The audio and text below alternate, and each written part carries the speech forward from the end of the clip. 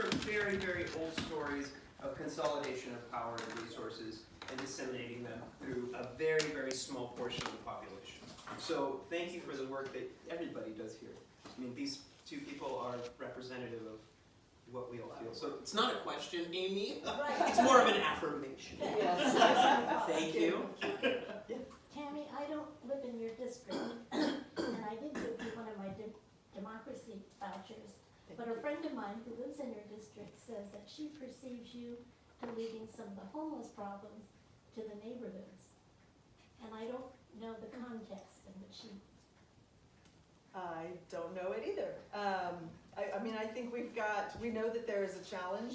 We know that we have to invest in building more housing. I think we've spent the last several months sort of combating this narrative around the city with the Seattle is Dying documentary that came out, and candidates who are thankfully not in this race anymore, who were really focused on demonizing people who are homeless. As a former Seattle Human Rights Commissioner, that is not my lens at all. So while I understand that people are frustrated with particularly the folks who are chronically homeless, because those are the folks we see, they are the hardest to serve. And my perspective, my belief is that we don't solve that problem by trying to arrest our way out of homelessness. We have to build more housing, provide the kinds of services that people need if they are chronically homeless, to get into the mental health treatment, the drug treatment, job training, education, whatever it is that's their particular issue for the chronically homeless folks. But the bulk of people who are homeless because they've lost a job, they had a medical bill, they're domestic violence survivors, and so there is a shorter pathway for them, which is we need to build more housing that is not market rate, that is affordable to folks who are low income and are living paycheck to paycheck, because as somebody was saying earlier, many of us a paycheck away from experiencing that ourselves, a medical bill away from experiencing that ourselves. And so I don't think that this is the responsibility of neighborhoods or neighbors. I think it is the responsibility of government to step in and make sure that the folks who are most vulnerable in our community are being cared for, and that requires an investment from us. Amen. Joanne? So, well, you sort of got to it. I just wanted to highlight more. It's not, sometimes developers use that term that more housing is needed, and it's more like, what kind of housing are you building? Yes. Are you building the kind of housing that is demanded? Right. Well, and I think we need to distinguish between private developers who are building mostly market rate housing and the folks who are working on trying to use, public subsidy, the federal money, such as it is, that is intended to support the construction of low-income housing. The truth is that the Office of Housing does a good job of getting money out the door, getting money into pipeline projects so that we can build the kind of housing we need. The problem is that I think we have funding for like 30% of the housing that we actually need.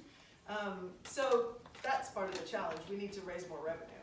Absolutely, and just if I might add to that, it's not only that at this moment, like if you froze Seattle in time at this moment, and at this moment, the people who are homeless, who need permanent housing, some of them are mentally disabled and need permanent supportive housing, and if you count all the people who are housed, are still paying their rent, but they're paying it so unsustainably, paying 40%, 50%, 80% even. There's 85% of the UW graduates pay more than 80% of their income in rent.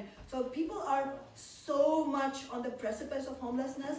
So we need affordable housing for all of them. That's roughly 25 to 30,000 households. So if you count all of that up today and froze Seattle in time, we are far short of the revenues we need to build affordable housing. But the problem is that it's not only just that. Because of skyrocketing rents and all the other crises that people are subjected to, but primarily because of this crazy rents in our city, it's a moving target. Somebody who was not precariously set up today is going to be precarious tomorrow because their rent is going to go up by 50%. Tomorrow the landlord is going to send them a letter. So we are chasing a moving target unless we actually have far-reaching, comprehensive public policy for affordable housing. So, what are you doing to make sure another Charlene Wiles doesn't get killed by the police? Another one. Shorty Miles. Uh-huh. So I think that we need to reevaluate our police department. There are any number of issues that are on the table right now as the contracts are getting, at least the next contract is getting geared up.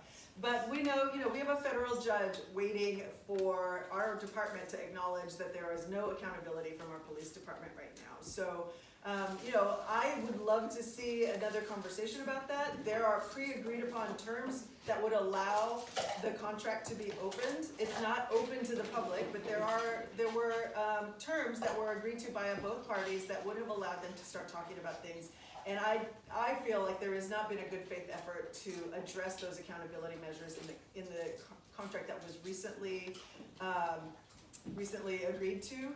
I think long term, and obviously I haven't been on the labor negotiating committee, but my understanding is that the council members who were on that negotiating committee did not really have access to the kind of technical advisors that they needed in order to call out issues that should have been addressed in the negotiating process. So I would like to see that change, and for the council members in the next contract to be able to access the kind of technical advisors that can help them make decisions and kind of call bullshit if that needs to happen.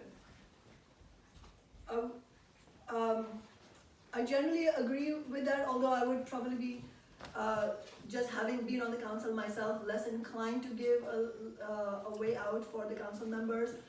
One, because even if that was true that they did, the council members who were on the committee, which I'm not one of them, so, and as a union member, and I'm sure I'm assuming everybody is supportive, strongly supportive of unions for closed shop negotiations, and we're not, this is not an argument to have this be an attack on unions. So in that sense, we totally support all public sector unions, and indeed all unions having closed door negotiations, which is why I don't know what happened in those rooms.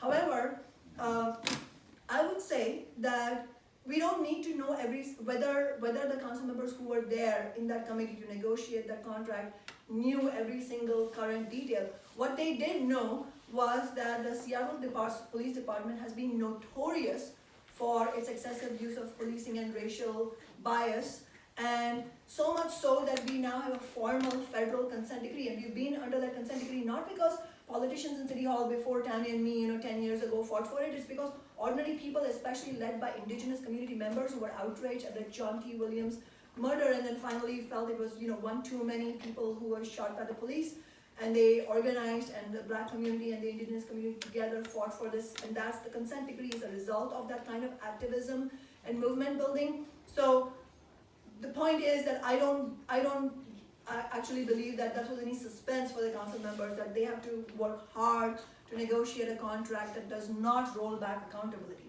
The problem, moreover, was that there was already an accountability legislation that was voted on a year prior to when that new contract was negotiated. The least they had to do was look at the contract language and make sure that the accountability that was passed by the city council as Seattle law was maintained. And I will tell you, having talked to this community police commission, that accountability legislation didn't go far enough. But at the very least, we had to have the contract maintained that much. But that wasn't maintained. And then, so the council members who were there failed in that task. Then when they came to the city council, they again failed. They were still, you still can vote yes or vote no. You could have voted no. And it's unfortunate, I don't like saying this, but it's unfortunate that we had only one no vote through me on the city council. And that also shows that it is not only accountability of the police department, it's also accountability of our political system as a whole.